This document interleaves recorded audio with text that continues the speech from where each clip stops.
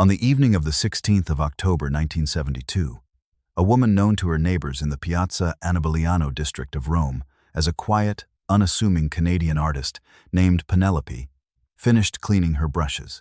She worked with meticulous care, wiping each sable hair tip with turpentine until the bristles were clean, then reshaping them before setting them handle up in a ceramic jar. Her small apartment, rented under a carefully constructed identity, was filled with the familiar smells of oil paint and linseed oil, a space deliberately curated to project an air of creative solitude. Canvases in various stages of completion leaned against the walls, depicting Roman street scenes with a competent, if not brilliant, hand. Two cats, a ginger tabby and a sleek black shorthair, slept curled together on a worn armchair, their presence a calculated layer of normalcy, a buffer against suspicion. To any observer, she was just another expatriate artist who had found a muse in the eternal city. Yet, the brushes were not her primary tools, and the canvases were not her true work. Her actual focus was a man who lived in the residential block across the courtyard, a man whose daily routine she had committed to memory with the same precision she applied to mixing colors on her palette. Her true purpose in Rome had nothing to do with art and everything to do with the finality of a .22 caliber bullet. She was an operative of the Mossad, a component of a clandestine unit known as Kidon, and her presence in Rome was the opening act of a long and bloody campaign of retribution. The imperative that brought her to that Roman apartment was born from an event that had shocked the world just 6 weeks earlier. The 1972 Munich Olympics, intended to be the Games of Peace and Joy, were designed to erase the memory of the 1936 Berlin Olympics held under the Nazi regime. Instead, they became the stage for a new kind of horror. In the early morning hours of September 5th, 8 members of the Palestinian militant group Black September, a faction of the Palestine Liberation Organization, scaled the perimeter fence of the Olympic Village. They infiltrated the Israeli team's quarters at 31 Connollystrasse, immediately killing wrestling coach Moshe Weinberg and weightlifter Yosef Romano, and taking 9 other members of the Israeli delegation hostage. The subsequent 2 one-hour standoff, broadcast live to a global audience of nearly 1 billion people, ended in a catastrophic failure. A bungled rescue attempt by West German police at Fürstenfeldbruck Air Base resulted in a bloody firefight that left all 9 remaining Israeli hostages, 5 of the Palestinian terrorists, and 1 West German police officer dead. The tragedy was absolute, a brutal violation of the Olympic spirit and a profound national trauma for Israel. The initial shock quickly hardened into a cold, determined fury within the Israeli government and its intelligence services. The aftermath of the massacre only deepened this resolve. The 3 surviving terrorists, Jamal al-Gashey, Adnan al-Gashey, and Mohammed Safadi, were captured and held in a West German prison. However, their incarceration was brief. On October 29, less than 2 months after the massacre, Lufthansa Flight 615 was hijacked by Black September sympathizers who demanded the release of the 3 Munich perpetrators. The West German government, eager to avoid further bloodshed on its soil and to extricate itself from the ongoing conflict, capitulated almost immediately. The 3 terrorists were flown to Libya, where they were greeted as heroes, holding a press conference in Tripoli to celebrate their freedom. For Israel, this was an unforgivable act of political expediency, a final, galling demonstration that international law and conventional justice would offer no recourse. The message received in Tel Aviv was stark and unambiguous. If justice was to be done, Israel would have to deliver it itself. The world had proven it lacked either the will or the capability to hold the architects and executors of the Munich attack accountable.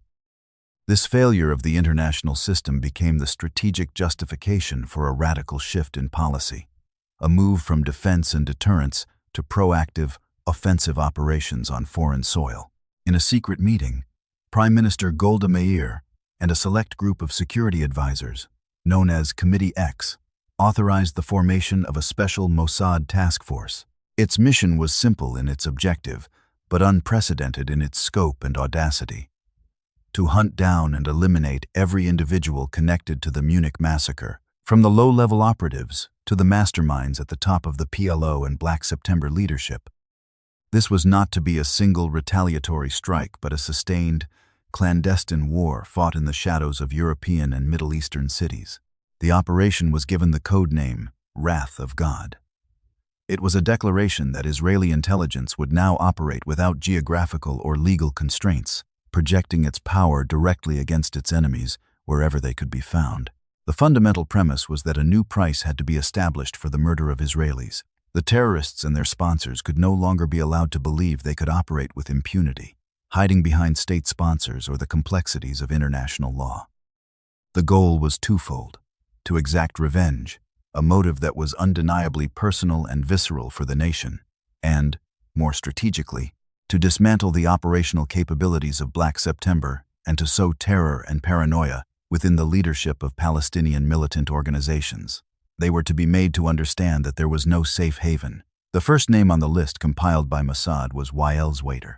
On the surface, he was an unlikely target for a state-sanctioned assassination. He was a 38-year-old intellectual, a man of letters who had lived in Rome for years. He worked as a translator for the Libyan embassy and was well regarded in the city's left-wing, artistic, and literary circles.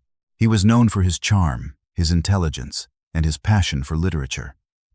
His most notable project was translating 1001 Nights from Arabic into Italian, a painstaking work that connected him with prominent Italian writers and publishers.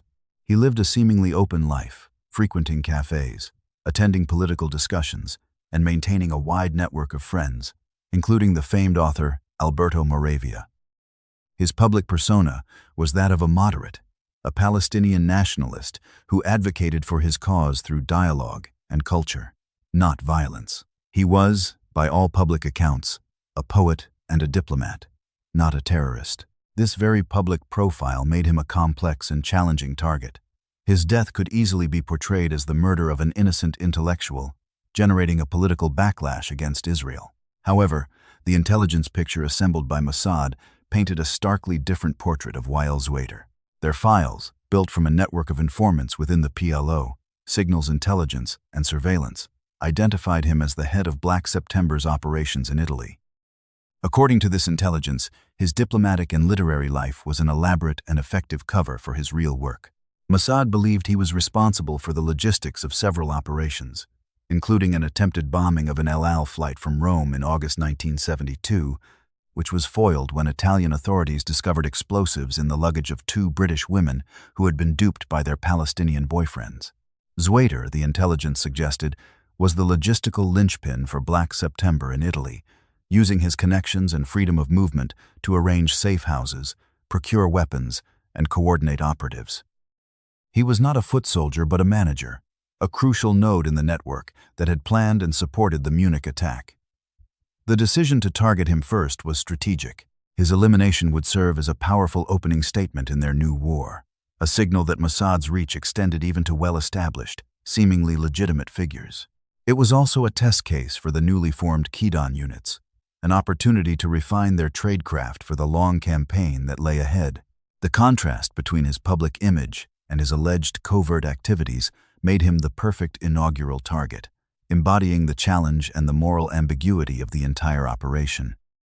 The plan to eliminate Zweiter was a study in audacious simplicity, a deliberate departure from the large-scale, complex operations Mossad had sometimes favored in the past. The strategy, conceived by Mossad chief Zvi Zamir and Mike Harari, the legendary operative chosen to lead the Wrath of God campaign, was to be built around the principle of the sterile kill.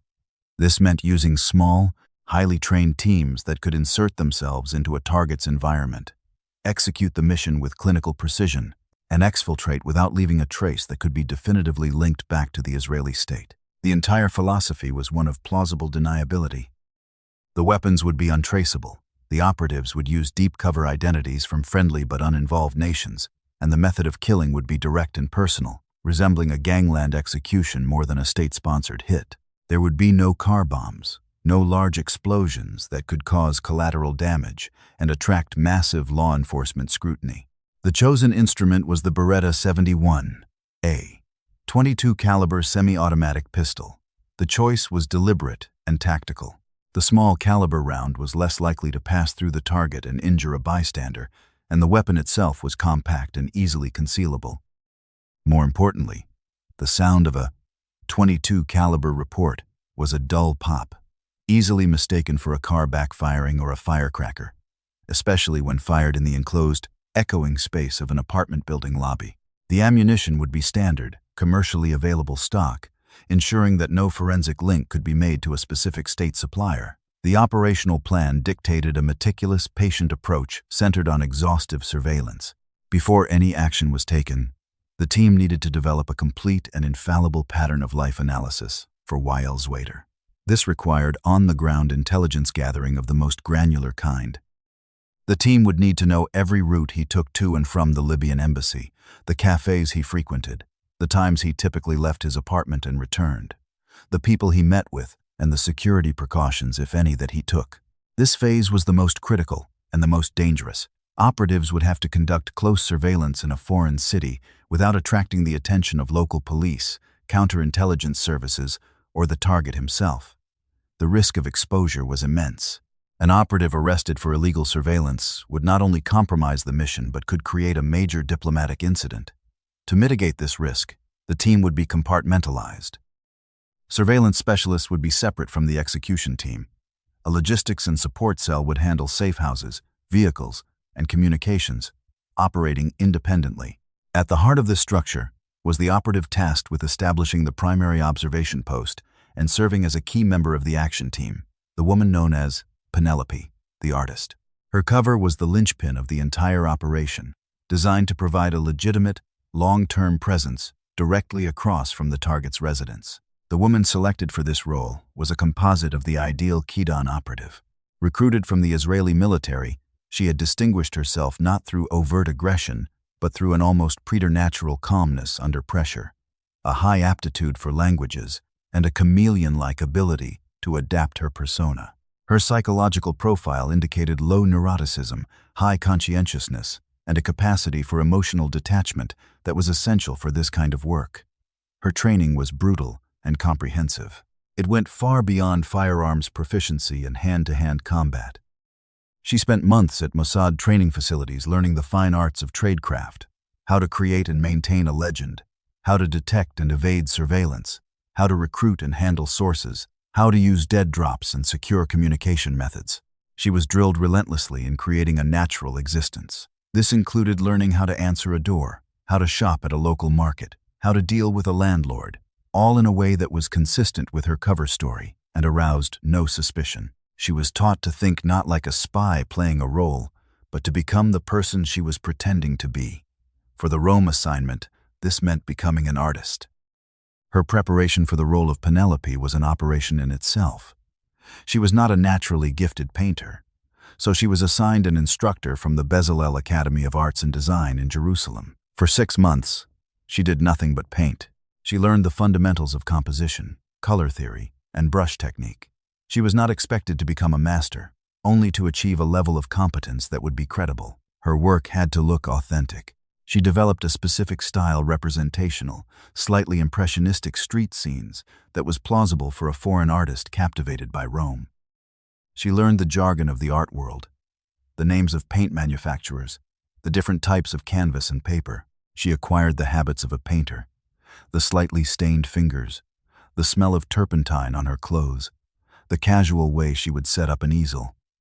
Every detail was rehearsed until it was second nature. This deep immersion served a dual purpose.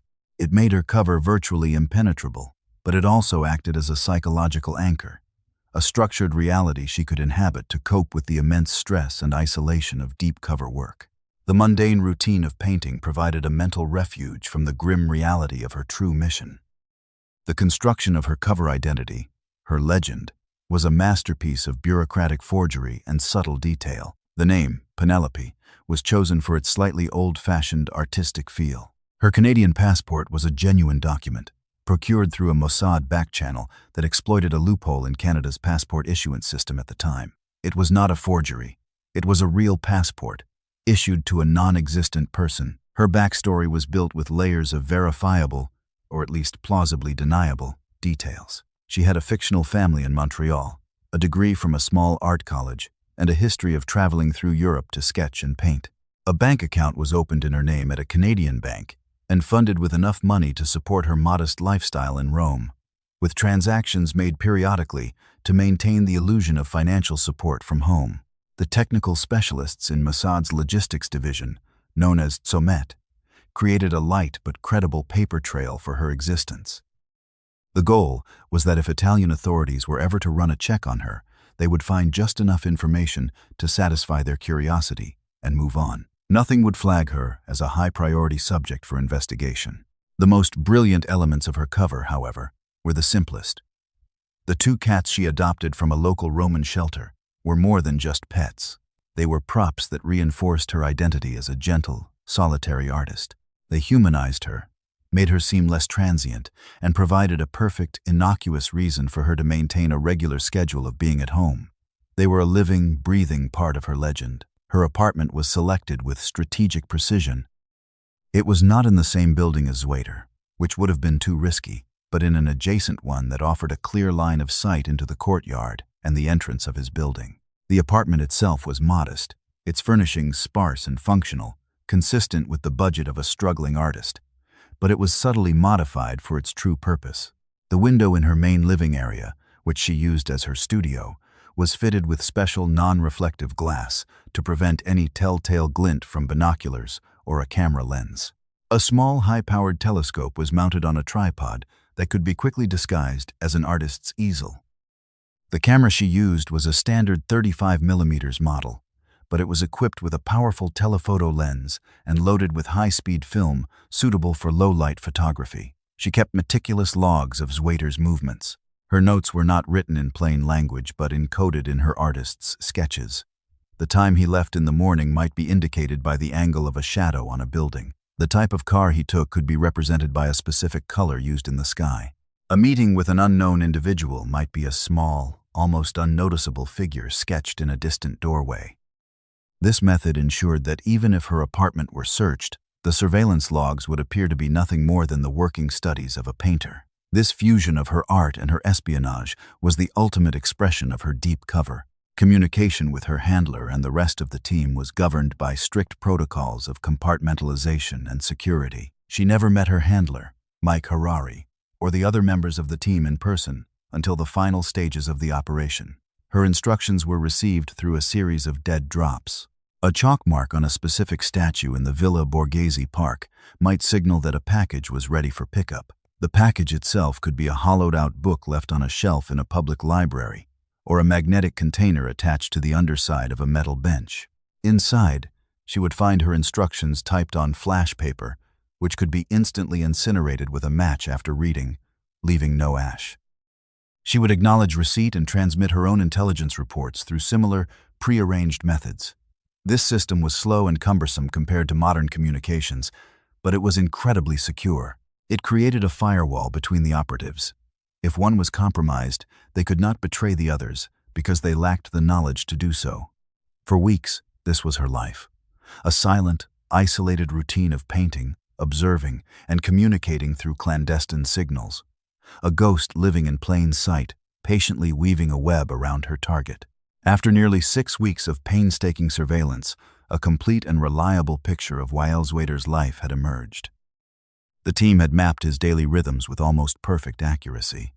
He was a creature of habit. He left his apartment building at approximately the same time each morning, walked to a nearby cafe for coffee and a newspaper, and then proceeded to the Libyan embassy. He often worked late, frequently returning home after 10 p.m. On his way home, he almost always stopped to buy groceries or a bottle of wine.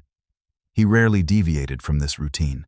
The surveillance confirmed he took no obvious security precautions. He did not check for tails, vary his routes, or carry a weapon.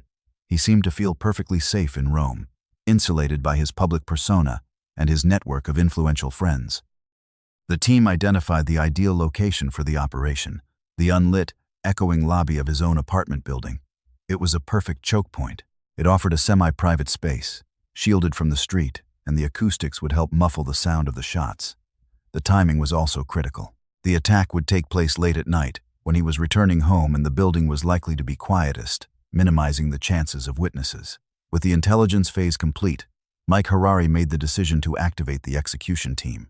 The 2 shooters, veteran Kidon operatives, arrived in Rome on separate flights, using forged Belgian passports. They checked into a small hotel on the other side of the city, paying in cash and interacting with the staff as little as possible. They did not approach the target's neighborhood. Their only contact was with a logistics operative who provided them with a rented Fiat and the 2 Beretta pistols. The weapons had been smuggled into Italy via diplomatic pouch, their serial numbers completely erased. The final operational briefing took place not in a safe house, but while driving around the city's outer ring road, a standard technique to defeat potential audio surveillance. Harari, in the car with the 2 shooters and another support agent, went over the plan one last time. He confirmed the target's identity with photographs supplied by the artist. He detailed the entry and exit routes for the apartment building. He specified the number of shots to be fired: 12, one for each of the murdered Israeli athletes at Munich, except for one. The final order was for 11 bullets, a symbolic gesture whose specific meaning was known only to the planners, though it was widely interpreted later as one for each of the 11 slain delegates, not counting the coach who was killed first. The signal for the operation to commence would come from the artist. Her role was now to be the trigger, the final confirmation that the target was approaching the kill zone. On the night of October 16th, the pieces moved into place. The artist, Penelope, sat in her darkened apartment, her window slightly ajar to let in the sounds of the cool autumn evening. Her cats were locked in the bedroom to ensure they would not make any noise or accidentally reveal her presence at the window. Her telescope was trained on the street corner, where Zweiter always appeared after getting off the bus from the city center. The 2 shooters sat in their parked Fiat a few blocks away, the engine off, waiting in silence. A third operative was positioned on foot near the entrance to the apartment building, acting as a close-in spotter. A fourth was in another vehicle, the designated getaway car, parked on a side street with the engine running. The entire team was connected by small, short-range transceivers, their communication restricted to simple, pre-arranged code words. The waiting was the hardest part of any operation, a period of immense psychological tension where the mind could play tricks and every passing shadow could be a sign of compromise. But the team was disciplined, their training overriding their anxiety. They simply waited, their focus narrowed to a single point: the arrival of their target. At approximately 10:30 p.m., the artist saw him. Zweiter got off the bus and walked towards his building, carrying a small bag of groceries. He looked tired, his shoulders slumped slightly. He was alone. She watched him for a few moments, her gaze clinical and detached, confirming his identity beyond any doubt. She then pressed the transmit button on her radio twice. It was a simple, click-click signal, containing no spoken words. The signal was received by the team leader and relayed to the shooters. The 2 men immediately got out of the Fiat and began walking briskly, but not running towards the apartment building, their paths converging on the entrance from 2 different directions to ensure Zweiter could not easily retreat. The spotter on the street saw them approach and gave a slight nod, confirming the target was about to enter the building. As Zweiter pushed open the heavy glass door and stepped into the lobby, the 2 shooters followed him in. The events inside the lobby unfolded in a matter of seconds. Zweiter, perhaps hearing the door open behind him, turned from the elevator buttons. He saw 2 men approaching him. Before he could speak or react, they raised their pistols. There was no political statement, no final declaration. There was only the dull, percussive popping of the .22 caliber Berettas. The shooters were methodical, firing from close range, aiming for the head and torso to ensure a quick and certain kill. They fired 11 rounds, the brass casings ejecting onto the marble floor. Zweiter collapsed without a sound. The 2 men immediately turned and walked out of the lobby, not running, moving with a deliberate pace that would not attract attention. They split up, one walking to the designated getaway car, the other disappearing into the side streets to be picked up at a secondary location. The entire action, from entering the lobby to exiting, took less than 30 seconds. It was a model of brutal efficiency. From her window, the artist did not see the shooting, but she heard the faint, muffled pops. She remained at her post, her job not yet over. Her task was to observe the immediate aftermath, to report on the response time of the police, and to confirm that the shooters had made a clean getaway. For nearly an hour, she watched as the scene below transformed.